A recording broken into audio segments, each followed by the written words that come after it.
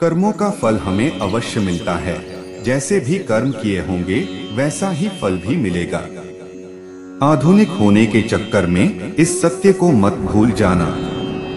मित्रों, हम अपने मानव जीवन में जैसे कर्म करते हैं उनका वैसा ही फल हमको इस जीवन में भोगना पड़ता है। लेकिन हम इस बात को समय से समझ नहीं पाते। जब तक हमें इस बात का बोध होता है कि हमने जो भी कर्म किए हैं उनका परिणाम क्या होगा, तब तक समय बहुत अधिक बीत चुका होता है। आइए आज हम जानते हैं कि यह कर्म कितनी प्रकार के होते हैं।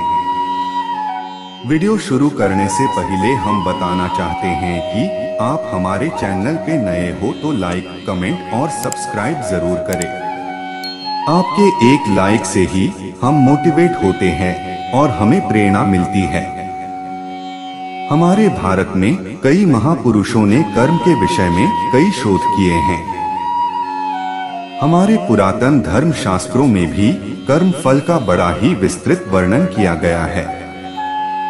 उनके अध्ययन के अनुसार यह कर्म 3 प्रकार के होते हैं। पहला है क्रियमाण कर्म। मानव जीवन में नित्य प्रति जो कर्म सुबह उठने से लेकर दिन भर कुछ भी क्रियाकलाप या कर्म किए जाते हैं उन्हें क्रियमाण कर्म कहा जाता है। क्योंकि इन कर्मों के करने से मानव जीवन गतिमान रहता है। क्योंकि मुर्दा या निर्जीव वस्तुएं कर्म करने में समर्थ नहीं हो सकती। नित्य प्रति कर्म करना हर जीव का कर्तव्य है।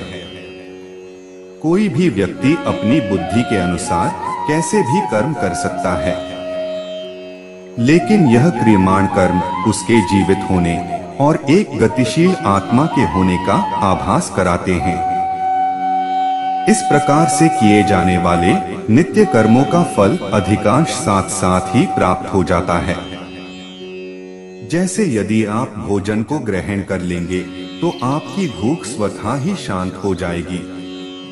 यदि आप स्नान कर लेंगे तो आपकी देह स्वच्छ हो जाएगी और आपको स्फूर्ति एवं सुख का अनुभव होगा। इन कर्मों को करने के लिए आपको कोई अतिरिक्त शक्ति का उपयोग नहीं करना पड़ता। जैसे कि दिन भर की थकान के बाद आपको निद्रा अपने आप ही आ जाएगी। आपकी थकान के उतर जाने पर आप स्वयं ही